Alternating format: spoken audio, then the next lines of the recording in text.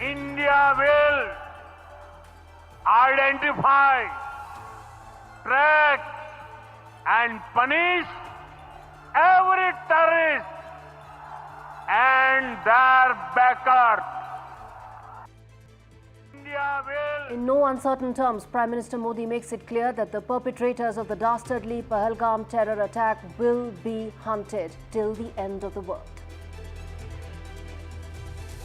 Army Chief General Dwivedi in Kashmir as India reviews its war preparedness, even as India moves Vikrant in the Arabian Sea, along with a 360-degree assessment as far as its preparedness is concerned. Well, we have been doing this dirty work for the United States for about 3 decades, and West, including Britain. Pakistani Defence Minister makes a big global admission, says his country has been the world's terror factory for 40 years, something that New Delhi has all along said, that Islamabad is the fountainhead of global terror. India puts the Indus Waters Treaty in abeyance as it looks to corner Pakistan on all fronts, diplomatic, economic and others. How this will hurt Pakistan, we decode.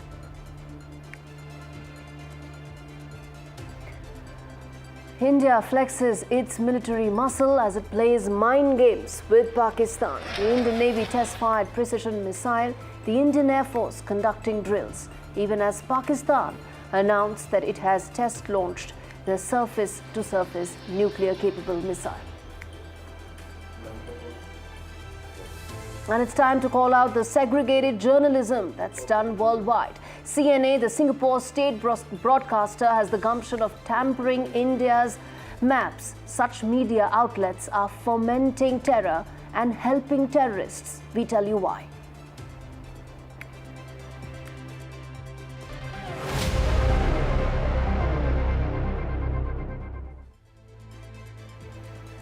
Our big story tonight, viewers. A rattled Islamabad is rattling its rusty nuclear sabre again. Tonight on India Sense, we will expose the hollow bluster that is behind Pakistan's nuclear bogey.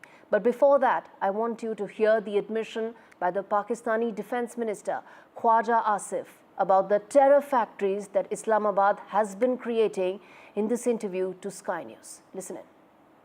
Well, we have been doing this dirty work for the United States for about 3 decades, and West, including Britain.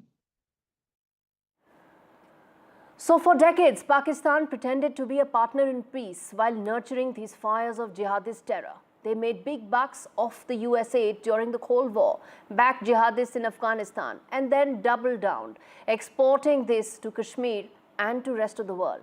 But what does this tell? It tells that there is no requirement for any other proof, because you can hear the Defence Minister yourself to talk about the handiwork of Pakistan, Pakistan's own Defence Minister admitting that this is the kind of dirty work that Pakistan does. But that's not all. There is more in this interview with Sky News' Yalda Hakim. Listen in. Because we have nothing to do with there is no, Lashkar-e-Taiba does not exist in Pakistan anymore. It is extinct. It is extinct. How can it get producing? So now Pakistan is denying the very existence of Lashkar-e-Taiba, the terror organization that is responsible for this and many such terror activities and terrorist attacks, even as the Indian Army has shot dead Lashkar terrorists. Indian Army is now hunting and will not stop till all terrorists and terror modules are eliminated. But while India is busy cleaning up, India is deciding its next course of action to give an appropriate response to the terror attack. What is Islamabad doing? In a desperate attempt to try and create some sort of correct optics, Pakistan announced that it will conduct a missile test fire, a surface-to-surface nuclear-capable missile from the Karachi coast, not in defense, but in desperation and in denial.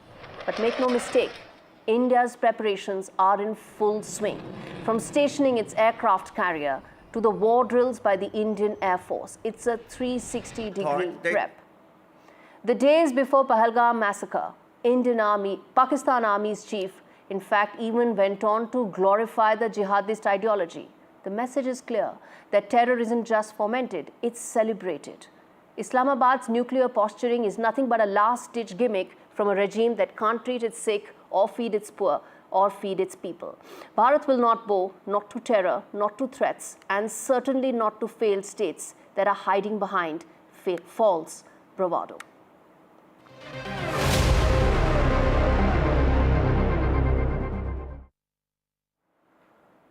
So it's been 48 hours and India's diplomatic news is now tightening. Every Pakistani national on SARC visa has been ordered to leave. Military advisors at the High Commission have been shown the door. New Delhi's message is unmissable. Enough is enough. That 48-hour window that was there now has expired. Only those with medical visas have that window till the 29th of April to leave India. Everybody else, that 48-hour window has expired. All right, let's now move across and get some important update, given the fact that there has been fresh updates coming in from Uri, from line of control, where my colleague Shiv Arur has been standing by, giving us all the details and updates about what is happening in the aftermath of the preparations that India put in place, the messaging that it has sent out to Pakistan and to the world. Shiv, explain to us, talk to us about what is it that you are seeing right now on ground on the LOC, which has now, of course, heated up. Gauri, good evening, and to all of your viewers as well. The overwhelming sense is that something big is afoot, something big is going to happen. I think everyone agrees that after what the Prime Minister said in Bihar a couple of days ago, plus yesterday, in fact, adding to it all the punitive measures that have been announced by the Indian government and covered by you on NDTV World, it seems very likely that what comes next is going to far exceed any response or retaliatory actions India has taken in the past. And of course, I'm talking about the Uri surgical strikes and the Balakot air bombings. I'm just traveling, I'm on the road back to Srinagar from LOC Uri, where I spent the day, with an army formation at the line of control itself, speaking to people. Obviously, we're not going to quote them, but I can tell you the army chief was in Srinagar today, where he got a real-time update as far as military preparedness is concerned. Remember that whatever big kinetic or military action India may choose to take in the near or medium-term future, the army is going to play a very big role in it. And in the aftermath of Pahalgam, considering all the sabre rattling that you talked about from the Pakistani side, the muscle flexing that they're trying to do on the line of control where I was a couple of hours ago, India has seen all of that. This is all old stuff. This is boilerplate protocol for Pakistan. Small little ceasefire violations, using small arms, launching a nuclear-capable missile, etc. This has been done before. I think this time, the only thing that's different this time, Gauri, to close that thought, is that the red line of Pahalgam that was crossed a couple of days ago is a red line that Pakistan still hasn't completely appreciated. They still haven't understood the line that they've crossed. And I think that's going to be the biggest reason why whatever is coming up is going to catch them completely by surprise. Indeed, Shiv. And since you are there on ground zero, talk to us about the fact that this time around the entire LOC seems to have seen some sort of this ceasefire violations through the day. Explain to us the significance and the difference, if at all there is any, from last time.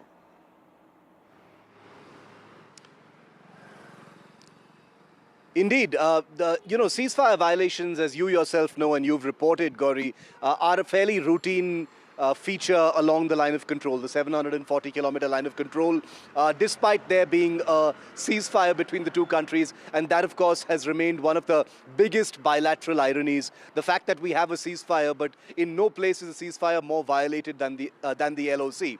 Last night was special because it came a few hours before the Indian Army chief actually landed. It came a few hours after the Prime Minister had made a speech that Pakistan has obviously interpreted as very provocative. It was hard talk beyond what Modi has ever sounded like before. That I will give to him.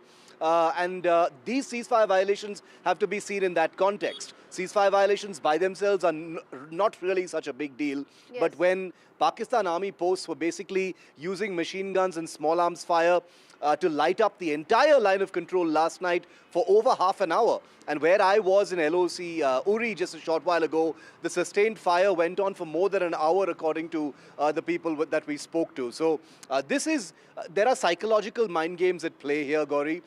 This is them using speculative fire to see if there is a response from the Indian side in order to generate a kind of perverse intelligence to see if Indian army posts have moved since Pahalgam. Yes. But I think more than anything else, it's also to try and tell India and to tell the world that we're not down and out. Our military is not cowing down after Pahalgam. We're ready for any action you take. Obviously, things are very different this time. Absolutely, they indeed are. Thank you, Shiv, for bringing us that perspective and that detail from Uri, where on line of control, where Shiv Arur is reporting from, giving us a sense of what Pakistan's response is, as they have been in the past, nothing different this time around as well. But now let's shift focus and understand the larger impact of this in terms of global experts who will be joining me, Lisa Curtis and Daniel Markey, to talk more about, as I said, the larger impact of this if we were to look at it from what could be India's options going forward, what all is at play here. Thank you so much, both of you, for speaking to me. Both of you understand South Asia very well. You understand India-Pakistan dynamics very well. And Lisa, let me start with you as someone who's been was so involved in the previous Trump administration. Talk to us about how do you see the Trump administration's support for India, something that one saw immediately after the attack with the phone call, the correction that was made by the US State Department to the New York Times report, all that putting in perspective the amount of support or alignment that the Trump administration has right now with Prime Minister Modi when it comes to war on terror. What can we expect there? What is the kind of leeway and elbow room that India has there? Well, I think that's right. I think we can expect more solidarity, more support from the Trump administration with the Indian government. Already before this terrible terrorist attack, the U.S. Had been signaling its interest in enhancing relations with India. Vice President Vance's visit there signaled how important India is to the United States and its policies moving forward. So I think that this terrorist attack will only bring the two countries closer. Both of our countries have experienced Islamist-inspired terrorism. So I think that I see continued support for India. But at the same time, I think the U.S. needs to strike a careful balance of showing support to India, condemning strongly the attack, but at the same time, counseling restraint, because nobody wants to see a conflict erupt in South Asia. Obviously, India feels the need to retaliate. It's already done so by suspending the Indus Waters Treaty. Now, of course, this is unlikely to have an immediate impact on Pakistan's economy, but over the long term, this could have a tremendous impact. India could begin to build structures on its side that would prevent water flowing into Pakistan. Pakistan itself has called it an act of war. So India has retaliated. And we do hear Modi talking about terrorist camps on the other side of the border, which I think, concerns people that India may be considering some type of retaliation like we saw in 2019. But the problem with that kind of retaliation is it sends you up an escalation ladder that neither side would be able to control. Okay. And in 2019, I think both sides got lucky in a way because the Indian pilot that survived the dogfight was then, turned back over to India as sort of a peace offering and allowed that situation to de-escalate. We don't know what can happen this time if things escalate even further. All right, Lisa, let me then quickly get a word in from Daniel as well. India has exercised restraint. The options and the immediate responses that have been taken so far by India have been very calibrated, calculated, but at the same time hitting where it hurts the most. You mentioned Indus Water Treaty that's been kept in abeyance right now.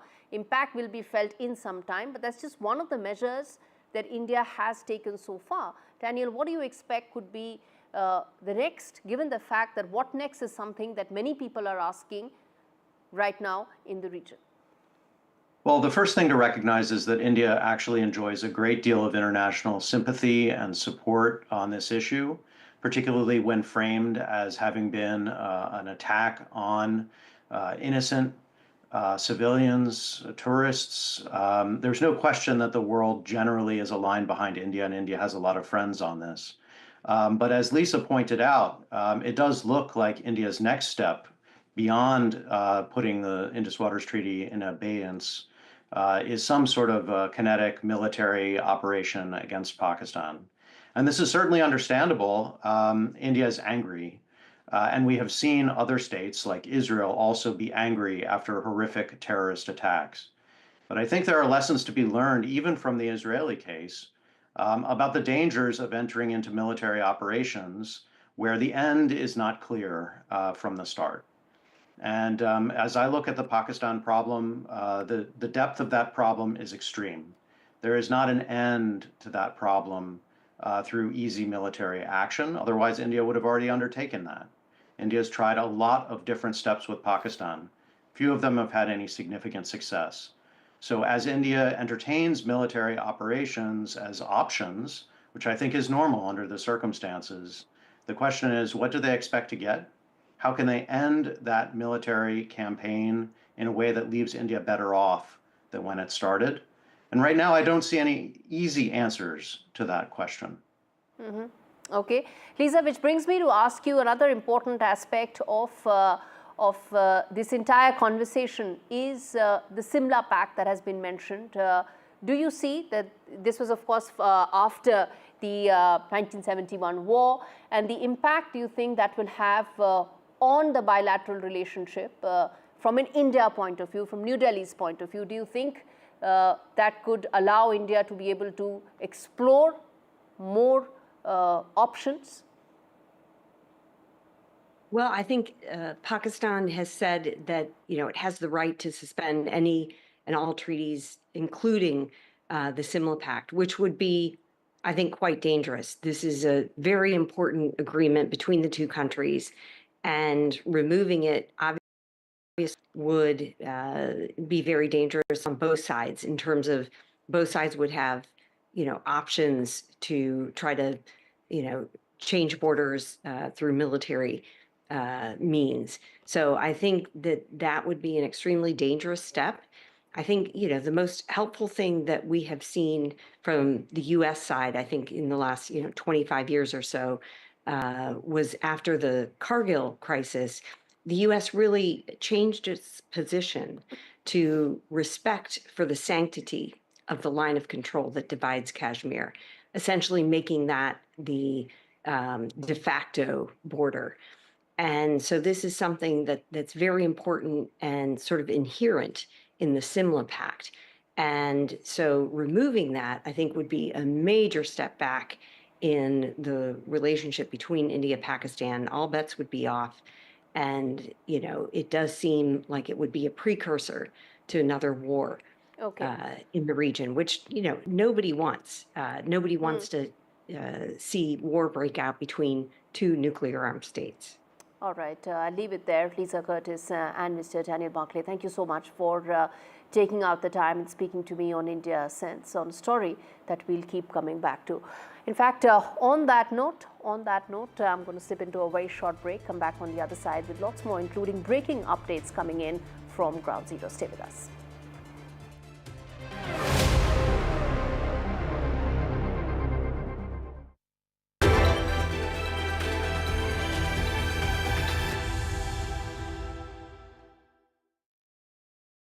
तू ही तो है जिसकी सच्चाई वाली clarity की वजह से मैं आज यहाँ हूँ। गोल्ड प्लस सिल्वॉक्सी मिरर्स, ऐसी क्लैरिटी कि आपको सिर्फ सच नजर आए, चाहे कितने भी साल बीत जाएं।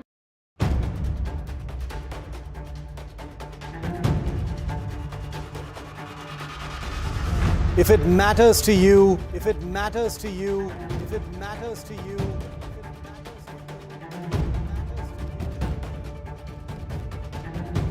It matters to India. It matters to India. It matters to India. It matters. and it matters to me. And it matters to me.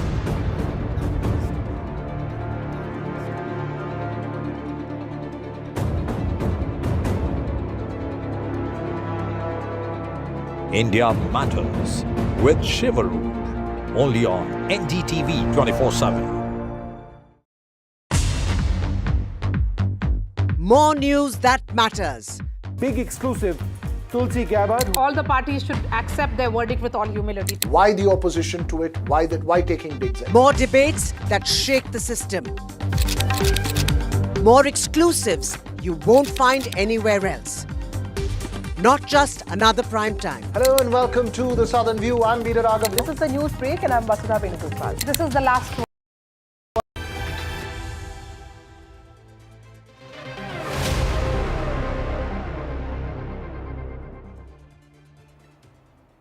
All right, you're watching India Sense. We now take a look at Indus Waters Treaty that India has put in abeyance. And this report tells you why that have catastrophic consequences for Pakistan if that remains the story.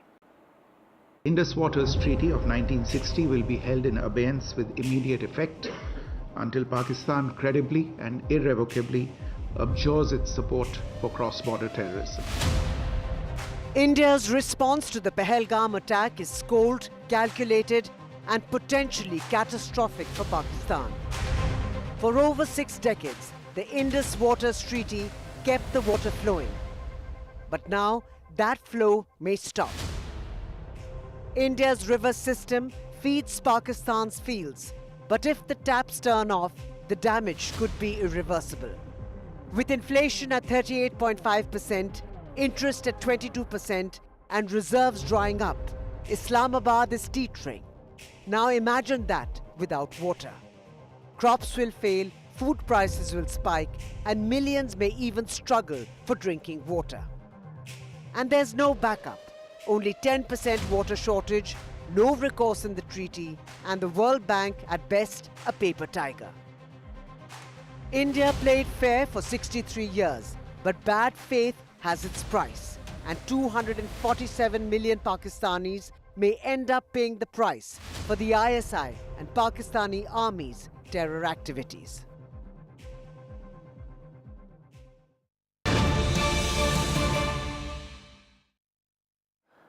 As I said, breaking news coming in on the broadcast. On your screens is the post by Tulsi Gabbard, Director of National Intelligence, and posting there on the X platform saying that we stand in solidarity with India in the wake of the horrific Islamist terrorist attack targeting and killing 26 Hindus in Pahalgam. My prayers and deepest sympathies are with those who lost a loved one. She tagged Prime Minister Modi and said, with all the people of India, we are with you and support you as you hunt down those responsible for this heinous attack. Extremely important message coming in from Tulsi Gabbard, a key member of President Trump's administration, backing Prime Minister Modi and his resolve to hunt for the perpetrators. He said that. We played that soundbite for you as well. And this message is exactly what we were talking about before we slipped into that short break. The backing that India has, Prime Minister Modi has, from the Trump administration. Moving on.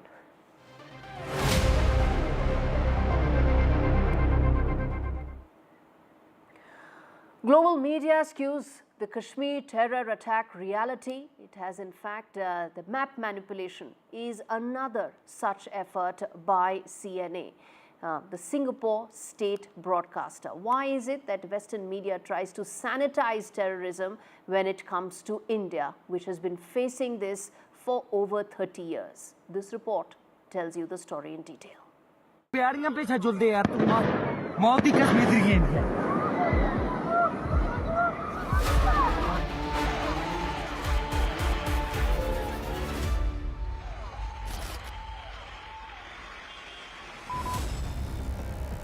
Pahalgam, that's a scenic town in Jammu and Kashmir. The Resistance Front, that's a militant group, has reportedly claimed responsibility. It started with the map. Singapore state broadcaster CNA aired this. The Resistance Front, that's a militant group, has reportedly claimed responsibility. A map of India, missing parts of India. No borders, just bias. Not a glitch, not a message. Because when you change the map, you change the meaning. And from there, everything else followed.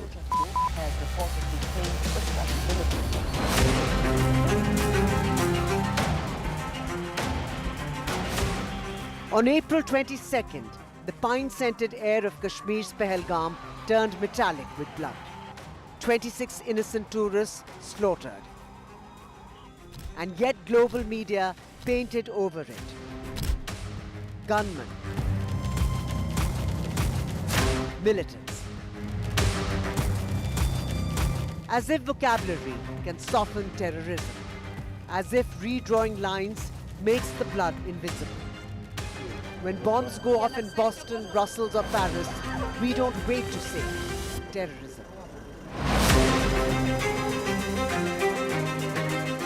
But in Kashmir, the word gets delayed, diluted. The act becomes an ambush.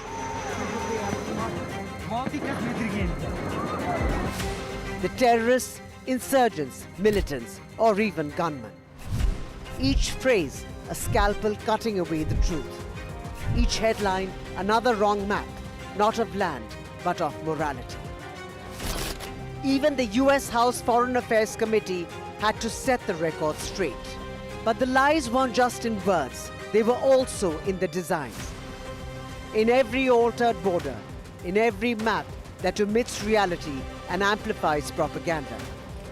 Because when Pakistan exports terror, some in the West import excuses.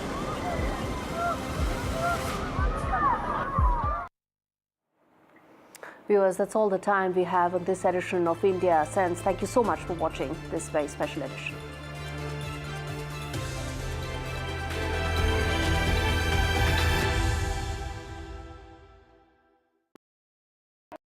Gold plus optimistic reflective glass लगाओ, धूप की गर्मी को दूर भगाओ और बिजली का बिल भी बचाओ।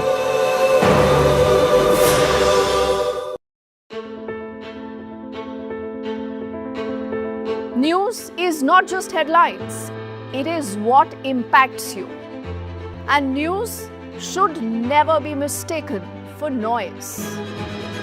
What matters is the reality. Accurate, in-depth, and with the right perspective. For over 20 years, I have been a journalist, and never has clarity mattered more than now. At Newsnight, we go beyond the surface. We dissect the details, challenge the narratives, and bring you the unparalleled clarity you deserve in a world clouded by misinformation. We are bold, we are direct. Newsnight, for the news in your interest. Only on NDTV 24/7. This week on India Sense, despite provocation as Pakistan's nuclear bogey exposed, India stands unshaken. Spirit will never be broken by terrorism. Bharat's war on terror begins. 48 hours and time's up. Ground zero reports from Indus to Wagah border countdown.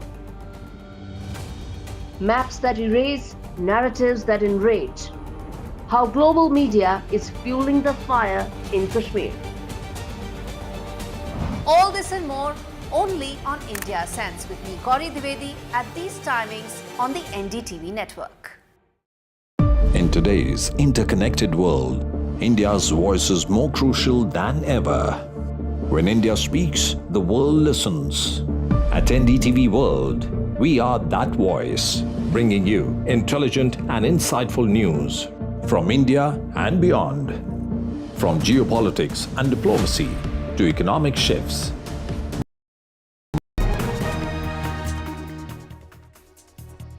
Hello and welcome to the Southern View. I'm Bida Raghav, and our focus this evening on the post-Pahalgam steps taken by India.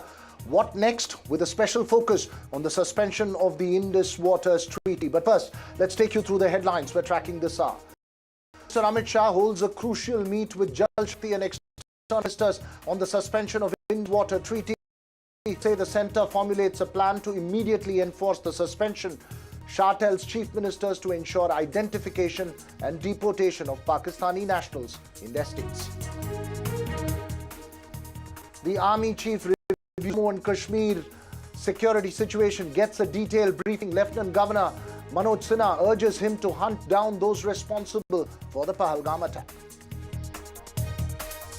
Rahul Gandhi visits Srinagar after the Pahalgam attack, meets the survivors. Jammu and Kashmir Chief Minister Omar Abdullah and Lieutenant Governor Manoj Sinha. Congress gatherings across the country to mourn the victims.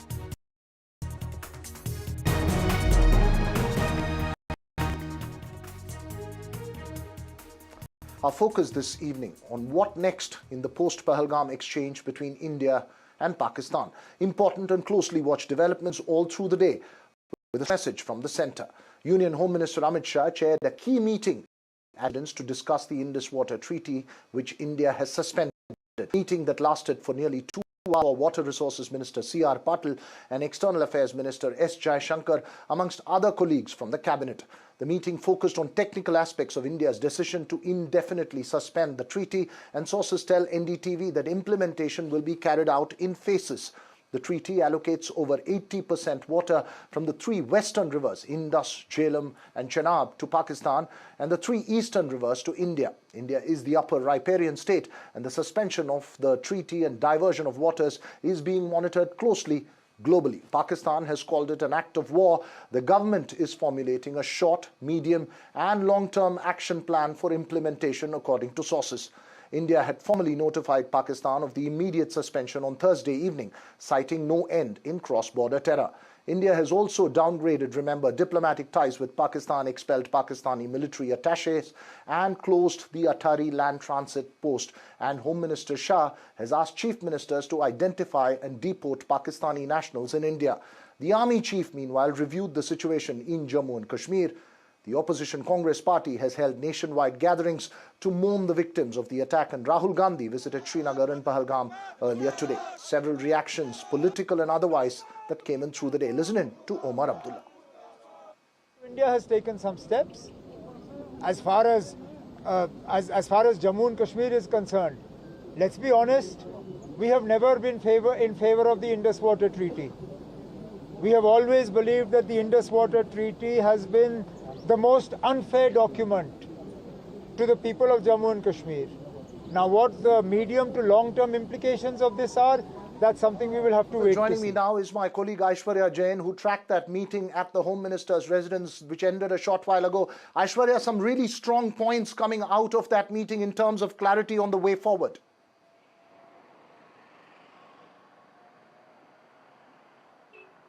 Well, that's right. In fact, yesterday it was Water Resource Minister C.R. Patil who chaired a meeting with the officials of the MEA and MHA and prepared a blueprint, and today a presentation was given while the meeting was concluded at the residence of Home Minister Amit Shah. The sources have told us that the minister had told the Home Minister that there would be complete stoppage of the water flow towards Pakistan, and the decision that was taken by the CCS under the chairmanship of Prime Minister Narendra Modi would be implemented immediately. We have been told that there would be 3 phases program that will be initiated by Water Resource Ministry: the short-term program, the mid-term and the long-term. We have been told that modern technologies would be used to enhance the storage capacity of the dams, as well as the silts will be removed for better storage in the dams as well.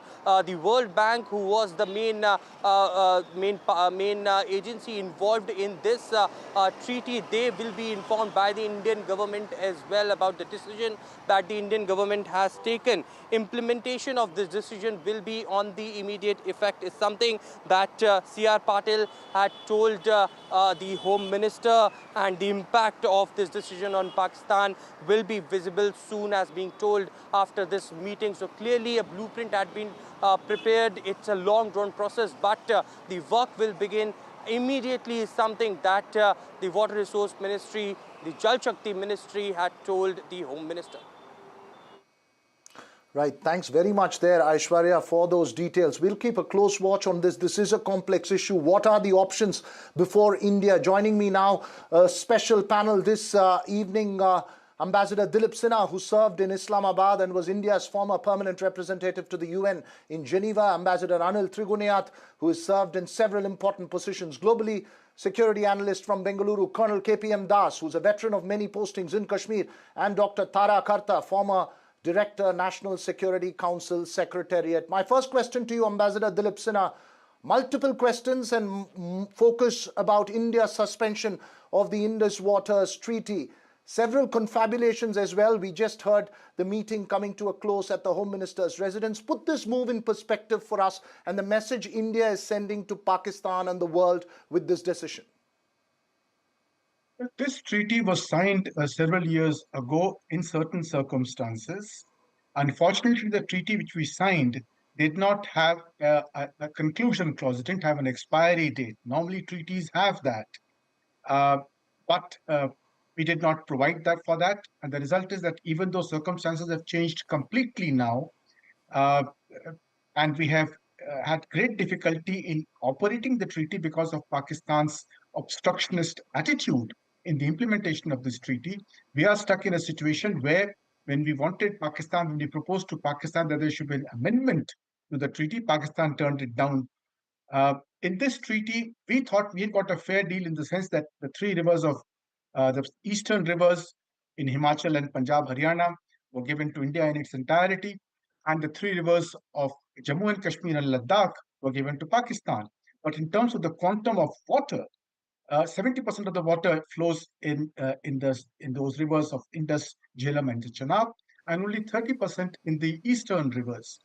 Now, those three rivers in Jammu and Kashmir and Ladakh are extremely crucial. Indus is the main river of Ladakh, Jhelum is the main river of Kashmir Valley, and Chenab is the main river of Jammu. The interests of these three regions of India were sacrificed in this agreement, which is why the Jammu Kashmir Assembly at one time had actually passed a resolution against this treaty. But then we had treated it as a shibboleth in our foreign policy that we would not question the Indus Waters Treaty. Now, I'm really glad that we have at least taken the step of keeping it in abeyance. I hope we take the step of abrogating this treaty because the circumstances in which they were signed have changed completely. Ambassador Triguniath, we were just told by our sources after the meeting that there are 3 steps, short, medium and long-term plans that are being put in place to enforce this suspension is implemented in spirit. Could you just explain the context of those 3 stages for us?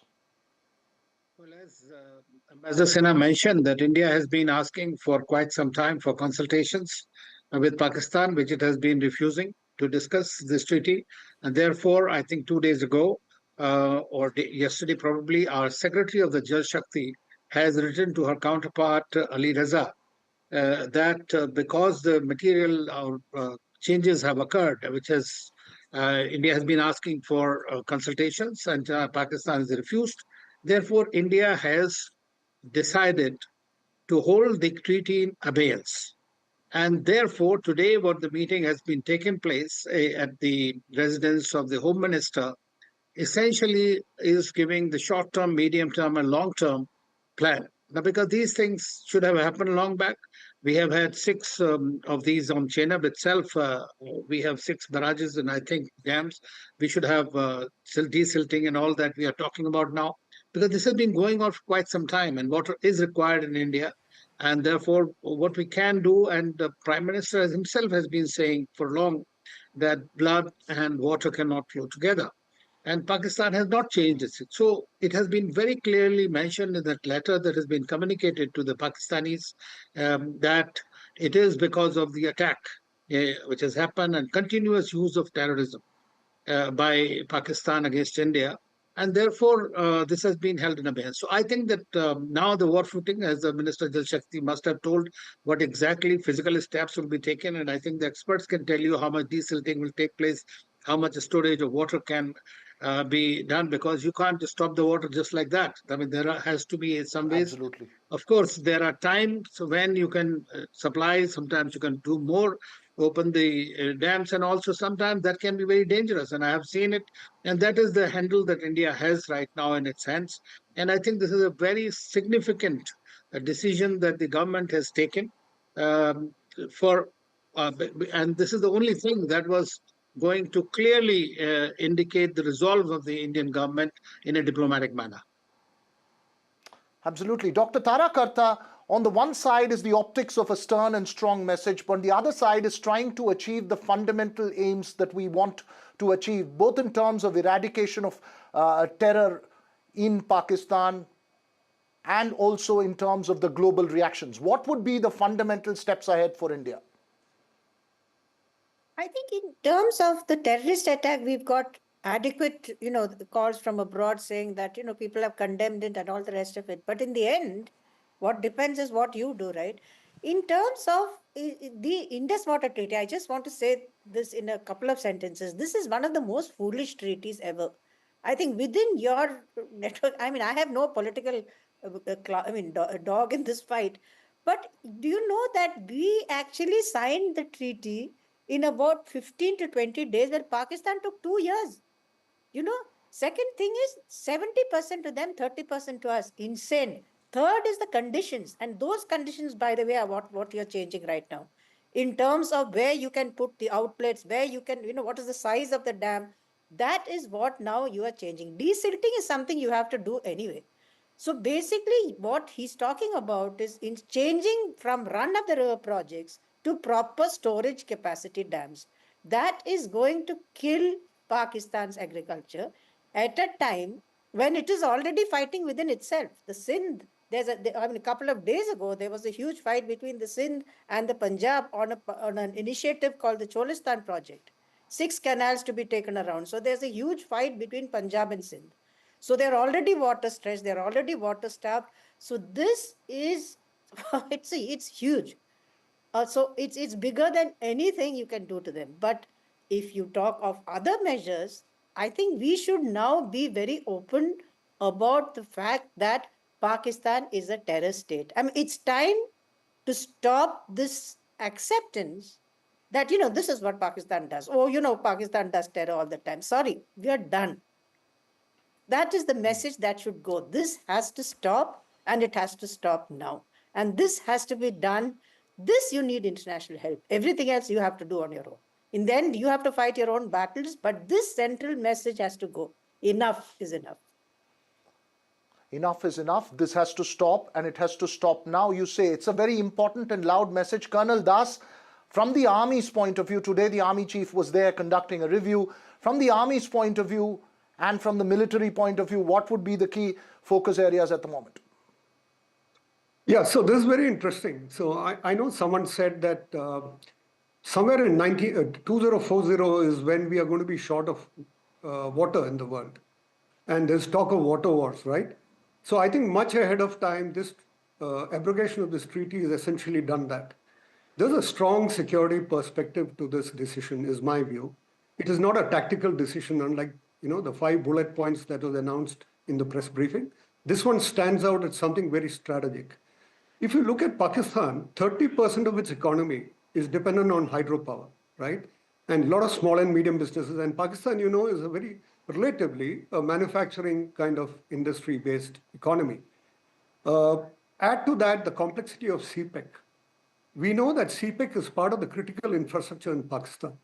It connects into telecom, transportation, railways, every single thing, right? And you need water at the middle of it all. And like Dr. Tarakarta mentioned, what happened with, this whole Punjab versus Sindh story, which is going on since 1947, to my mind, it's going to get aggravated big time. And we're going to see multiple fault lines coming up simply because of water. And the Indus water delta in any case is in extreme distress. And you know that Pakistan has not been investing as much into its irrigation and canal infrastructure. So I think all in all, this is a very set piece, war game scenario to play out over the next year or two. Interesting days ahead. Interesting days ahead, you say. It's a set war game scenario playing in the next week or two. Mr. Ambassador Dilip Sinha, from Pakistan's point of view, what would be the reaction one needs to anticipate, A, and B, also from a larger global standpoint as far as this decision is concerned? Well, Pakistan will start crying. It will cry before the World Bank. It will go and cry before America. It will cry that it's going to be starved of water. That is standard. The point is that we have to state that there is no international law which obliges an upper riparian to give away its water to the lower riparian. This is a unique treaty. There are several rivers that are international rivers in the world. Nowhere does the upper riparian give away its water to the lower riparian, and also allows the lower riparian to come and inspect the dams and every canal being built in our country. Under the Indus Waters Treaty, Pakistani inspectors have the right to come to Jammu, to Kashmir, to Ladakh, to inspect what we are doing. This is unprecedented. And here you have China, which is the occupying Tibet and is the upper riparian to so many countries. It doesn't even share data on the dams it's building. Two of the rivers of the Indus Waters Treaty, Indus and the Satluj, originate in Tibet. India is only a middle riparian, but China doesn't share anything with us on the dams it is building on these two rivers. So these are factors that have changed the circumstances on the ground. And whatever Pakistan says, we have to look at our interests. These are rivers that are fed by rain that falls from our land. We have a right to that water. If Pakistan doesn't have water, that's Pakistan's problem. And it can go and cry wherever it wants to. Important point that you're making there. Ambassador Triguniath, what next? We've seen this face-off. Now what next? What would you anticipate next? Well, I think if you are just talking of the water treaty, then I think the steps have been already identified. So in the short term, whatever shortages we can create there, we will try to do that. And I'm quite sure that it's already on the way. And in the long term, medium term, of course, Pakistan will try to create this international UN cry about this that we have done. They have also said that this will be a war. It's a declaration of war if you stop or, suspend the treaty, which India has very carefully chosen the word held in abeyance. I mean, that's something gives you a leeway, basically a leverage across. So now this, in my view, this thing and the other 4 or 5 actions that India has already taken and are being implemented with regard to the stoppage of visa, no connection, closure of Atari border, as well as declaring their military officials as persona non grata. Essentially, all that has been done so that if there are any more terrorists left here who have come from Pakistan and their handlers sitting in the Pakistan embassy are not able to have an access, that's some kind of a thing that India is trying to do to prevent it. So this is a preventive as well as a measure that very clearly tells Pakistan that we are really serious about it now. The real thing would be that exactly what happens on the field. That will be more important, whether we once again track out like what we did in Uri or what we did in after Pulwama. I mean, are we going to have the same kind of a thing, or it will be a much bigger kind of a backlash from our side and a punishment, as Prime Minister said, they will not be spared. So that is something that is still I think in the making, and we'll see much more. But as far as the water is concerned, it will give the biggest setback to Pakistan. Pakistan has not managed its water resources at all. What it used to have, it was a water-rich country, by the way, and it has really done a very poor job of maintaining it. Important point that you're making there. Dr. Tara, just weigh in on the point that Ambassador Triguniath was making. See, I just want to make one point. In the short-term consequences, right now, you can't stop water, right? Right now, you're not in a position to do that because you have limited capacity. What you can do is delay opening. And remember, the entire irrigation, the cycle in Pakistan, the sowing cycle begins late April. So the entire system is going to go for a 6. If you just delayed, that is what they're frightened of. And this is 80% of them, they're dependent on this. It's a complete and absolute dependency. The whole issue of Chenab, I mean, why do you think Musharraf made that statement of Chenab River formula? He didn't care 2 hoots about Kashmir. What they wanted was the Chenab, control of the Chenab. And that is what now very shrewdly the government is sending a message that you guys are going to pay. And the fact what Ambassador said, this is held in abeyance. You're still open to come and talk to us on this. That's the message which is going. And if Pakistan is smart, they should start talking on this. Colonel Das, last word to you, sir. Yeah, so what you're seeing is scene one, act one of, this whole thing playing out, right? My own sense is this time around, it is not the punch, counter punch kind of a iterative thing that's going to happen. My sense is this time something where the pain is going to endure and endure for a very long time. I'm quite sure that China is actually sitting up and, kind of working out the details on the impact that it's going to have on CPEC. My sense that a lot of impact is going to get revealed in some of the critical infrastructure like Pemra and the Pakistan. You need water for every single activity. It's a whole of nation thing. So I think this is a very strategic move. Let's see how it gets operationalized. Right, you're making a very important point. Scene one, act one in what could be a prolonged set of moves. Thanks very much to all four of you for joining us on the Southern View this evening. We'll keep this conversation going, but my colleague Shivarur, who's at Uri, had sent us this ground report from the line of control. Let's watch that.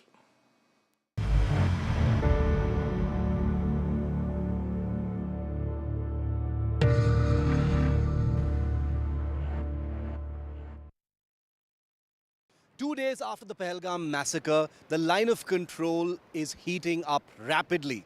I'm standing here at line of control in Uri sector, and I'll tell you why that's important in just a moment. But here, along the line of control, that you see there is POK. The Jhelum River is the watershed marking the line of control, and we are reporting along the frontier, the engagement frontier, in many ways the operational frontier between India and Pakistan that has now been activated by the Pakistan army since late last night. Videos have emerged where you can hear machine gun fire. It had initially been reported that firing was only taking place in some sectors, especially this one, the Uri sector of the line of control where I'm reporting from today.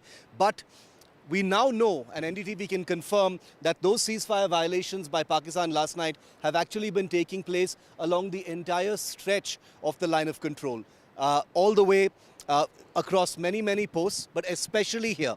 We are told that just north of where I'm standing on the LOC is a place called Tutmari Gully, where there was a sustained ceasefire violations since late last night. Now, the significance of ceasefire violations is a little complicated, and I do want to explain it because the context here, viewer, is very important.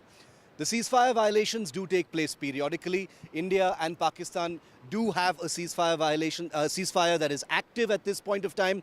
But ceasefire violations taking place in the immediate aftermath of a massive terror attack, like the one that Pahalgam was, makes it belligerent, makes it escalatory, and sends out a different message.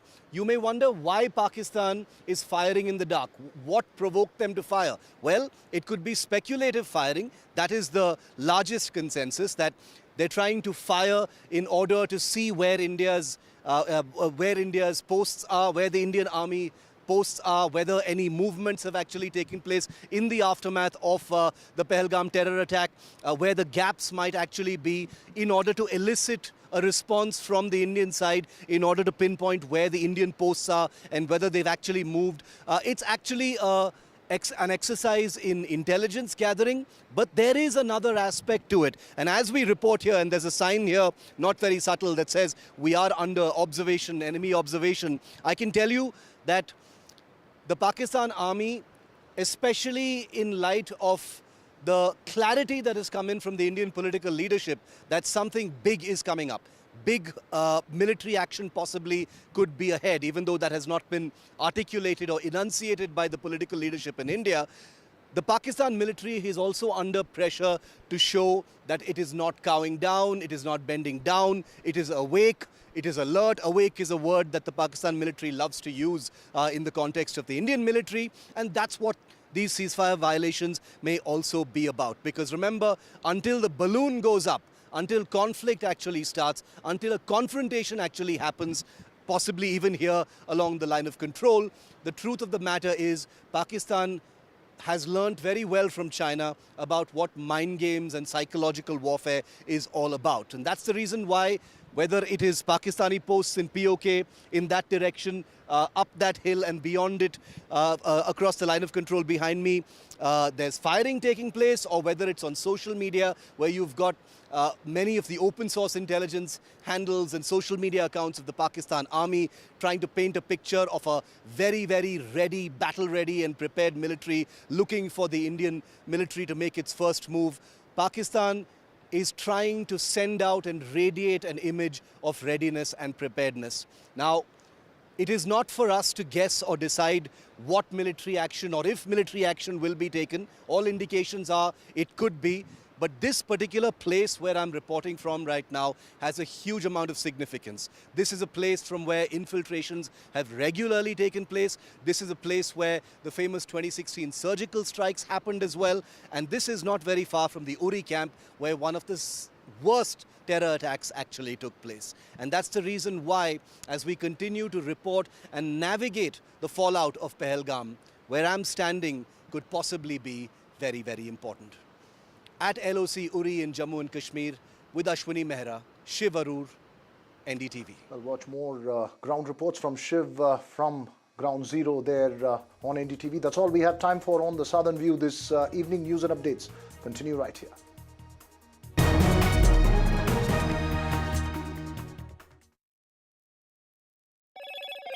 Hello, Moto. Motorola, India's leading AI smartphone brand.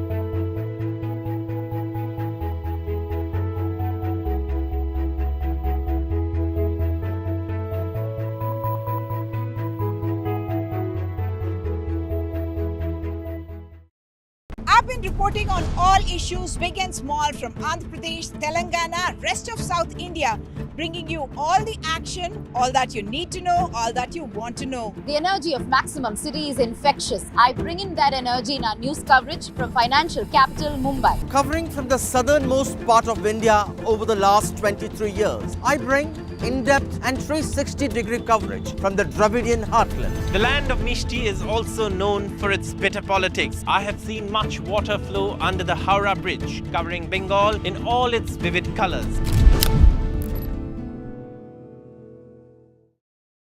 Fenesta Windows, beautiful and durable designs. Installation से maintenance की lifelong customer service. आपके घर में फिनेस्टा नहीं है तो call कीजिए. Fine, finer, Fenesta. More news that matters. Big exclusive. Tulsi Gabbard. All the parties should accept their verdict with all humility. Why the opposition to it? Why taking big steps? More debates that shake the system. More exclusives you won't find anywhere else. Not just another prime time. Hello and welcome to the Southern View. I'm Veera Raghav. This is the news break and I'm Vasudha Venugopal. This is the last word and I'm Maria Shakil. Left, right and center, and good evening and welcome. It's a prime time that's unmissable.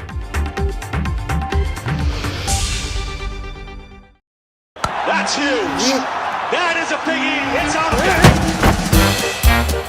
Gold glass clear glass, पार हो या near, सब कुछ दिखे clear. To immediately enforce the suspension of the treaty. Tulsi Gabbard pledges support to Prime Minister Modi and expresses solidarity over Pahalgam attack. She says that US will support India hunt down the terrorists.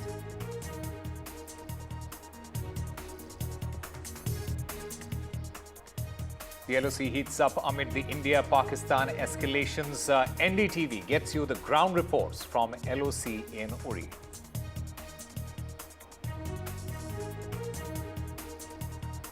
Amit Shah urges the chief ministers to identify and deport Pakistani nationals post the Pahalgam attack. He stressed that visa cancellation and swift action is necessary for security. Concerns linger over the execution of this directive.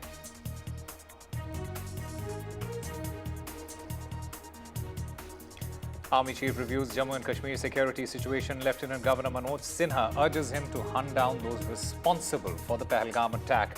The Army Chief has received detailed briefing on this attack.